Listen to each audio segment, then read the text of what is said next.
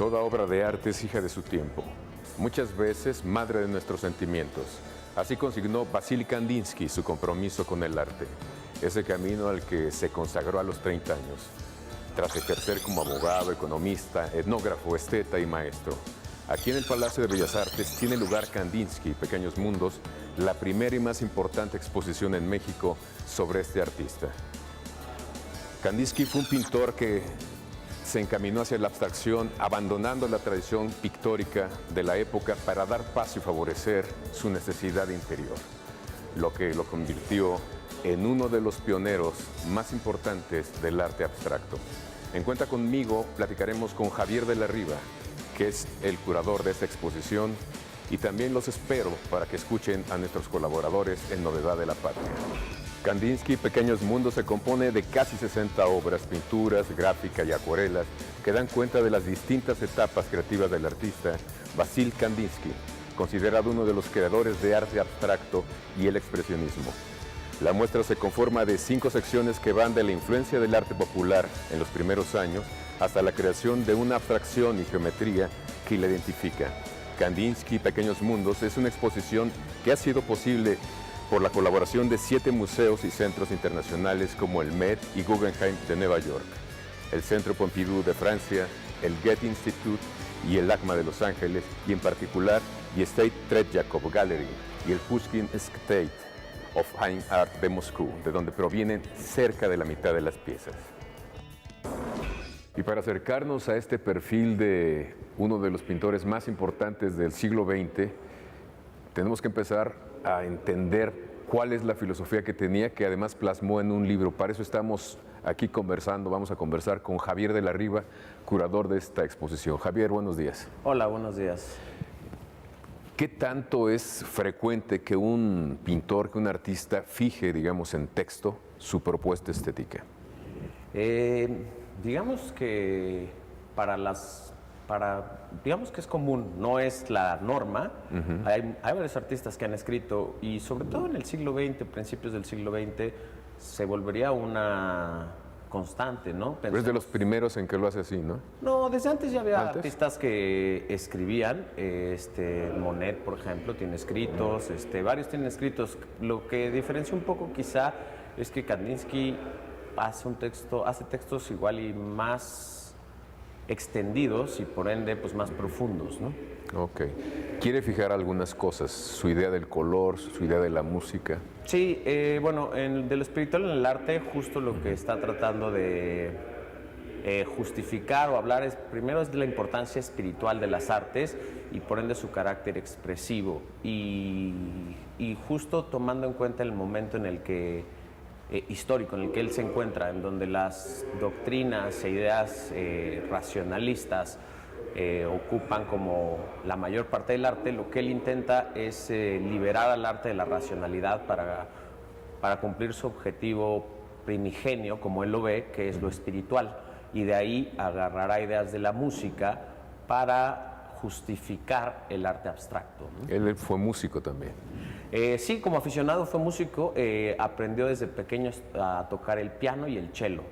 Y siempre fue aficionado, nunca fue un profesional. Hay otros artistas, me parece que Paul Klee, por ejemplo, su gran amigo, se dice que era un violinista virtuoso, me parece que era violinista, pero Kandinsky tocó desde joven como amateur, pero desde ahí empezaría a tener una noción mucho más compleja de la música, ¿no? Que como cualquier persona que nosotros desde fuera tan solo la oímos, ¿no? ¿Y cuál era la idea o el por qué pensaba que había una conexión espiritual o el arte, las artes plásticas podían provocar eso?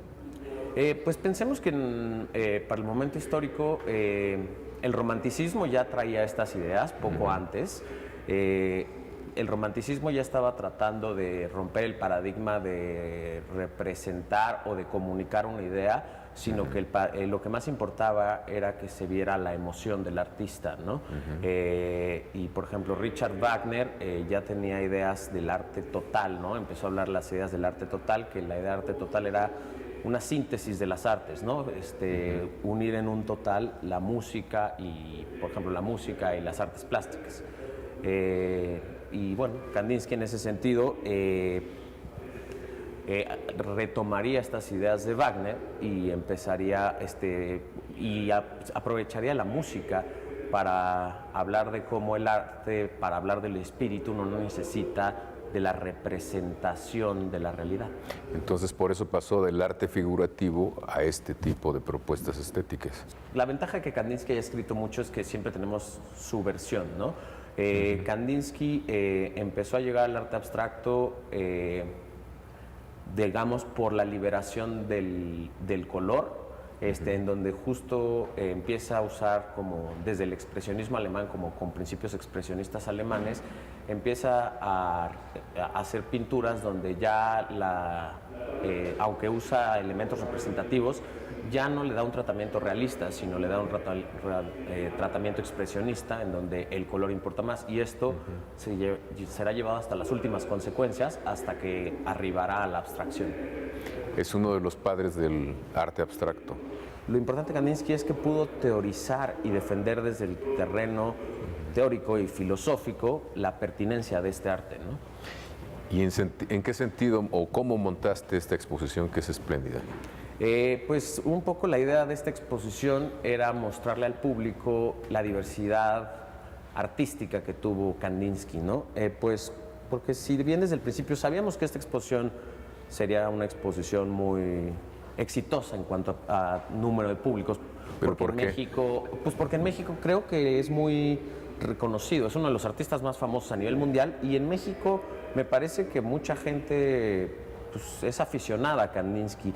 No obstante esto, son pocos los que alcanzábamos, ahorita yo en ese tiempo igual, a dimensionar la diversidad estilística del artista, ya que por su vida nómada su obra quedó repartida en distintos lados, en distintos países, tanto en Europa como en Estados Unidos, y normalmente se conoce solo, la última parte, ¿no? La última parte. Sobre todo en México conocemos más la parte de la Bauhaus, ¿no? Que es igual la que se coleccionó más en Estados Unidos. Entonces lo que quisimos hacer fue una versión sintética de toda su obra para redimensionar la figura del artista y no dejarlo como solo un exponente de la Bauhaus, porque al final de cuentas fue un artista mucho más prolífico que solo esa etapa, ¿no? Exacto, pero entonces fue una exposición complicada en términos de conseguir obra, si estaba dispersa en varios países, en varios museos. Sí, fue complicado, pero al mismo tiempo creo que la estrategia de nuestro director Miguel Fernández Félix fue muy atinada en ese sentido. Sabiendo de esta posible complicación, lo primero que hizo fue asegurar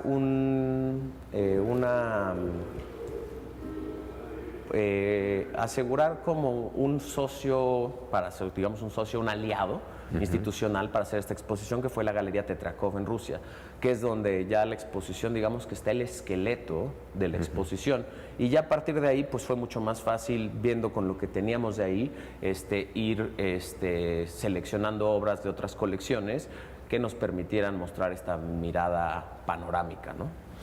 ¿Con cuántos otros museos hicieron contacto para traer esta obra? Bueno, contacto, no tengo el dato, hicimos con varios, creo que pues, alrededor estaremos pensando en 12, no que fuéramos a traer los 12 desde un principio, pero estábamos viendo, o sea, lo difícil de las exposiciones no solo es, y sobre todo de Kandinsky, uno es que las piezas estén disponibles, porque Kandinsky se monta, me parece que ahorita va a haber una exposición de él, o hay ya, una por ejemplo en China, se mueve mucho alrededor del mundo, entonces contactamos a muchas, y otra cosa de los problemas que creo que la gente no piensa mucho cuando hace una exposición, pues son los costos, ¿no? Evidentemente traer piezas de tantos lugares pues puede generar muchos costos, entonces empezamos a trabajar más bien con instituciones que han sido aliados ya de algunos años para acá, con los museos, con el museo para traer ciertas obras y por ejemplo, primero intentamos con más museos en Rusia, pero por las políticas rusas nos dimos cuenta que es difícil que ya si un museo ruso te está prestando muchas obras de Kandinsky, pues el otro museo, pues por políticas, prefiere prestarlo hacia otro lugar. Entonces nos fuimos con aliados como el Pompidou, el Guggenheim de Nueva York, el LACMA de Los Ángeles, el Metropolitan también de Nueva York y el Getty de Los Ángeles también. ¿La propuesta museográfica incluye también cuestiones de música? Sí, claro.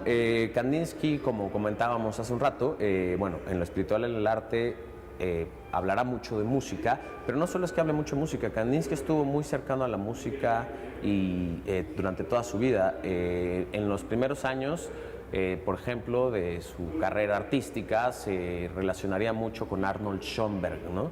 Y Arnold Schoenberg, digamos que es un paralelo a Kandinsky, en tanto que mientras Kandinsky trataba de romper con el paradigma de la figuración, Arnold Schoenberg trataba de romper con la armonía tradicional de la música. Y ellos van a tener una relación muy cercana, bueno, durante toda su vida, pero digamos que entre 1910 y 1914 tendrán una relación epistolar muy activa, en donde intercambiarán ideas, y eso será fundamental y se nutrirán ambos de las ideas de los otros, ¿no? Y también tenemos otras cosas como Wagner ya hablaba, para explicar cómo se relaciona la música con Kandinsky. Y aquí sí quiero hacer como una aclaración, porque a veces creo que hay una confusión, como Kandinsky hablaba tanto de la música y como el tipo de escritura de Kandinsky era muy metafórico, tenía como una vena poética, yo lo veo así, era muy metafórico, de repente se ha confundido que Kandinsky su objetivo es pintar música.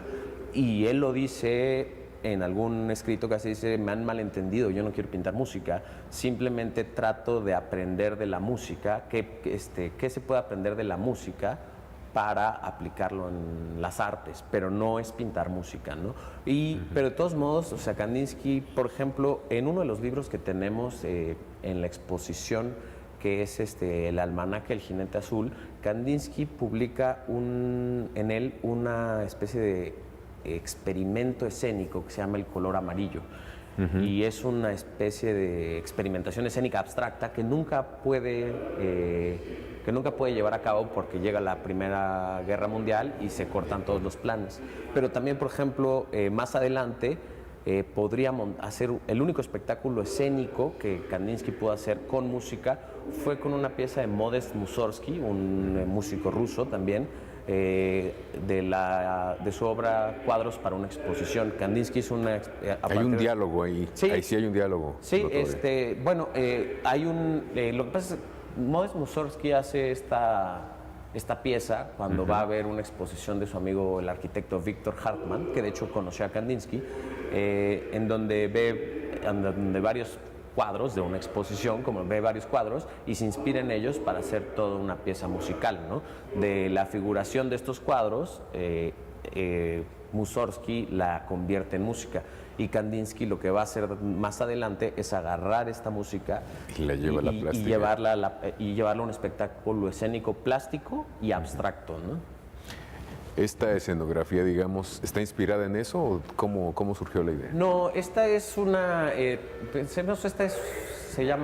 los murales del Salón de la Música, producidos en 1931, es una reproducción. O sea, ¿existió esto? ¿Existe?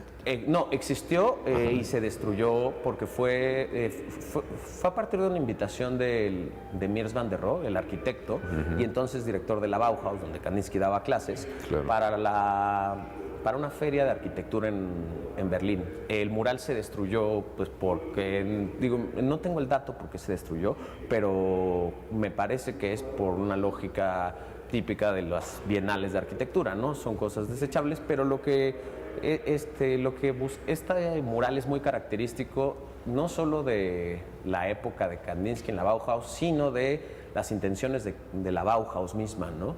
Es mezclar toda el fin último, como dice Walter Gropius en el manifiesto de la Bauhaus, el fin último del arte es la arquitectura, porque es donde se puede mezclar esta idea sintética. Y es el arte que se habita. Exacto. Y entonces justamente Mies van der Rohe, un arquitecto, decide invitar a Kandinsky para hacer un espacio arquitectónico, un salón preparado para música, en donde los murales acompañarán al pianista que toca, ¿no? Por ejemplo. Y los murales originalmente estuvieron hechos de cerámica. Pensemos que eso es interesante también para Kandinsky y para la Bauhaus, ¿no? Pensemos que en la Bauhaus también era una escuela de artesanías y buscaban la democratización del arte. Entonces estaban buscando también modelos reproducibles de arte, ¿no? Entonces por eso usan este tipo de técnicas un poco novedosas para el momento, ¿no? Si no hemos entendido necesariamente bien la cuestión de la música, en el caso de Kandinsky, sí tiene una reflexión bastante profunda y muy clara sobre el color, ¿no? Sí, claro. Lo que habla Kandinsky, eso lo explica en lo espiritual, en el arte, habla de, bueno, pongámonos un poquito antes. Kandinsky cuando todavía es estudiante de Derecho y Economía, va a un concierto de Richard Wagner, bueno, de una ópera de Richard Wagner que se llama Lohengrin, y en el tercer acto va a experimentar una experiencia sinestésica, ¿no? Ya que los sonidos las notas musicales se van a transferir en colores, en colores para Kandinsky. Y esto es una experiencia sinestésica, y de ahí Kandinsky tendrá esta relación de cómo empezará a hablar del color y teorizar sobre el color a partir de los elementos plásticos, pero también musicales. Compara, o sea, es lo que te hablaba hace rato de metáforas, ¿no? Yo creo que Kandinsky, justo como está hablando quiere hablar de los valores autónomos del color, los asemeja a distintos sonidos musicales, ¿no? Por instrumentos, ¿no? Instrumentos, el violín, por exactamente, ejemplo. Sí, exacto. Pensemos que eso, hablando de la música, hay también otro músico de aquella época, Alexander Scriabin, un músico ruso también interesado por la sinestesia. Él hace una obra bastante experimental para aquel entonces que se llama Prometeo, el poema del fuego, en donde él estaba desarrollando un órgano, que el mismo órgano emitiera luces y de colores, y cada color estaba asociado con una tecla o con un sonido del mismo piano, ¿no? Entonces, digamos que toda esta noción como de sinestesia, de arte total, no es algo único en Kandinsky, sino es propio del contexto en el que él estaba. Pero también les asignaba ciertas emociones, estados de ánimo. Sí, a los colores, a cada color le asignaba distintos estados de ánimo. Digamos que esta parte yo no la llamaría tanto la teoría, sino está tratando de hablar de cómo los colores por sí mismos expresan una emoción. No lo leamos, a veces creemos que si leemos a Kandinsky es la receta para saber, ponemos el color rojo. Entendamos que en cada cultura hay colores que expresan, o sea, que también significan distintas cosas, ¿no? Sí, bueno, el negro, el blanco y el rojo particularmente, pero el rojo también es un polo de atracción en todas las culturas. Sí, claro, claro, evidentemente. Y es lo que hablamos, cuando habla de color los va a asociar con emociones y con música. ¿Y por qué va a hacer esto? Porque la música, pensemos en Nietzsche, y poco antes había escrito, unos años bastante antes, había escrito el libro El origen de la tragedia griega, y él habla de dos tipos de arte, ¿no? Lo dionisiaco y lo apolineo, ¿no? Lo apolíneo. Y lo dionisiaco, pues, es lo musical, es aquello que va a las emociones y que no representa nada. Por eso Kandinsky usa el color y la música y la emoción, ese tridente, para hablar como la pintura, para acercarse al arte, a las artes plásticas desde la emoción, ¿no? Ya, bueno, a la otra realidad que él quería expresar mucho, ¿no? Exactamente. Por eso abrevó en la teosofía en H.P. Blavatsky. Sí, fue una de sus múltiples referencias. Yo creo que lo que le apeló mucho a Kandinsky de la teosofía es que la teosofía era una especie de rama ocultista que el conocimiento que buscaban estaba en todas las religiones, ¿no? Kandinsky tenía una mente muy expansiva y, para el tiempo pensemos que era un artista con una ambición muy internacional. Le interesaban todas las culturas, y en ese sentido el ocultismo tomaba ideas de todas las religiones de todo el mundo. Entonces yo creo que Kandinsky en ese sentido por eso se sintió atraído por la teosofía, que también la teosofía hablaba de que todos los elementos de la naturaleza están unidos, son parte de una unidad, ¿no? Y si vemos las pinturas de Kandinsky, sobre todo las de la primera parte, por ejemplo, Improvisación 7 en la exposición, podemos empezar a ver cómo la manera de tratar la pintura hace que todos los objetos de la misma pintura se empiezan a fundir en uno mismo, ¿no? O en movimiento, que eso de las últimas, ¿no? Sí, hay claro. muchos elementos que están ahí, digamos, Sí. coincidiendo, conectándose. Sí, sí, sí. Sí, en efecto. ¿Qué otras sorpresas podemos encontrar en esta exposición que realmente sí llama mucho la atención? A mí me llama la atención porque en general el público, las personas buscan el arte figurativo y me sorprende mucho que vienen viejos, jóvenes, niños y de repente casi frente a los mismos cuadros sacan el teléfono y se sacan una foto. Hay como elementos fuertes de algunas obras que llaman mucho la atención a la gente. Sí, pues yo creo que hay, yo creo que hay piezas muy importantes. Cuando curas una exposición es luego un poco difícil, como, o sea, te encariñas con muchas y como la ves como un todo, es difícil resaltar, pero yo creo que sí hay piezas, por ejemplo, que podríamos hablar como Canción. A mí se me hace una de las piezas más importantes de la exposición, porque es una obra muy temprana, pero nos va a mostrar como toda la importancia que tienen los imaginarios populares rusos. Hablábamos de Improvisación 7, Lago, también son obras características de expresionistas, y por ejemplo ahí Improvisación 7 es justo la pieza bisagra, ¿no? O la pieza que está en la frontera entre lo figurativo y lo abstracto. Tenemos, por ejemplo, Nublado, de 1917, también es una pieza importantísima y característica de ese periodo. Y, por ejemplo, del periodo ruso tenemos, o sea, justo esa también es del periodo ruso, pero tenemos la transición entre lo expresionista y lo geométrico. Tenemos dos piezas donde se puede ver esta transición de manera muy clara. Muy al principio, ¿verdad? No, ya a la mitad. ¿A la mitad? Porque sí se va viendo cómo va dejando la cosa figurativa poco a poco y de repente el cambio es notorio. Sí, no, las que yo te comento son ya abstractas realmente, pero es del abstracto expresionista, cuando son más manchas de colores, a cómo empieza a emplear ya figuras geométricas, que es óvalo blanco y segmento azul. En segmento azul incluso vamos a poder empezar a ver cómo Kandinsky en esa pintura ya empieza a emplear herramientas de dibujo como el compás, ¿no? Si se fijan, si vienen a ver la exposición, van a ver que en los círculos, ya hay círculos donde puede verse el punto que deja el compás en el centro, ¿no? Hay una constante también más o menos visible que son figuras zoomórficas.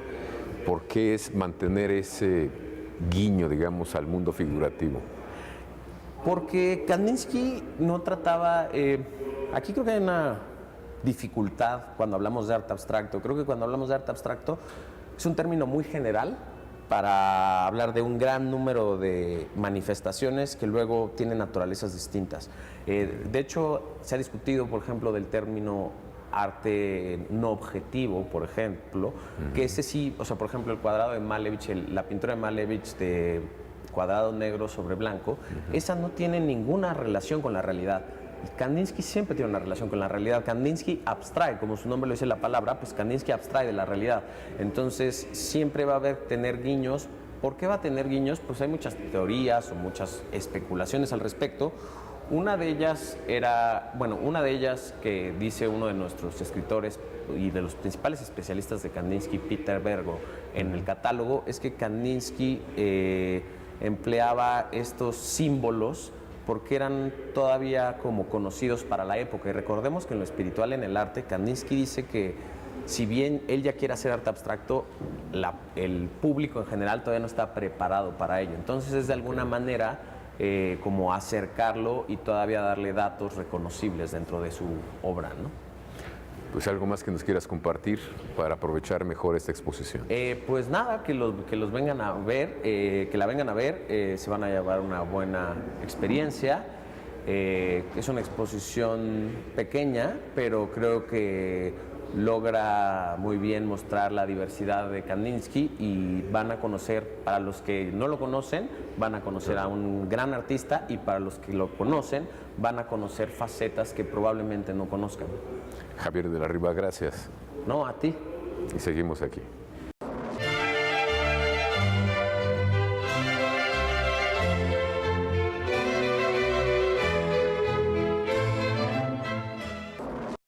Paraíso en casa, novela de Adrián Curiel Rivera, 1968, con el sello Alfaguara en 2018, es una metaficción.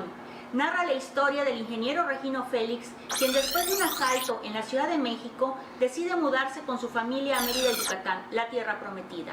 La situación cambia cuando su esposa, año y medio después, al celebrar el Año Nuevo con su familia en la Ciudad de México, decide no regresar con sus hijos a la capital yucateca. Regino retorna solo y como terapia para paliar la soledad ingresa al taller literario de la escritora Elena Poniatowska, donde comienza a escribir la novela, misma que sufre el escarnio de los talleristas. Si bien Adrián radica en Mérida desde 2003, refiere que su relación con Regino Félix no es autobiográfica, ni es de su alter ego, aunque reconoce que es autoficcional. El manejo del humor, no solo como recurso o atmósfera, sino como personaje que adopta diversos rostros como son la parodia, la farsa, el sarcasmo, la ironía e irreverencia, hace la lectura ágil y divertida, con la cual podríamos fácilmente identificarnos si nos asomamos al paraíso del escritor. Llegamos al final de Cuenta Conmigo, les agradecemos su atención, los esperamos todos los jueves a las 8 de la noche. Y recuerden que para leer no se necesitan muchas cosas, un buen libro a la mano, nuestra mente abierta y el espacio que prefieran.